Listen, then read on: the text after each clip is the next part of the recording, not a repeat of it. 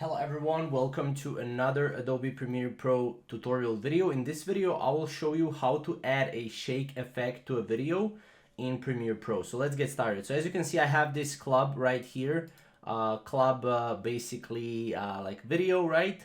And I want to add a shake effect to the start of the video. So what I can do is right click here, go to the new item, adjustment layer. I can click OK, drag this onto my timeline right here, drag it like this, right?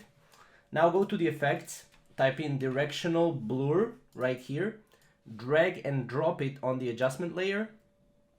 And now what you need to do is go to the effect controls and blur length, type in 50. And now what you will do is you will go here and select C on your keyboard and go by one frame and then cut. One frame, cut, one frame, cut, and do that a couple of times.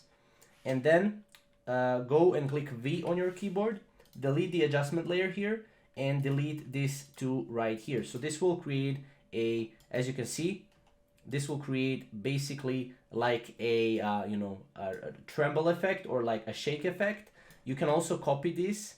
And let's say if I add track here, I can do it like this and I can paste it on the video, right? Now keep in mind, you can do it like this. So make sure that these three are above, right? And this is how it looks like, right? Again, you can also, for example, if I copy this, right? If I go here and if I just delete this track, let me show you how this will look like, right? So as you can see.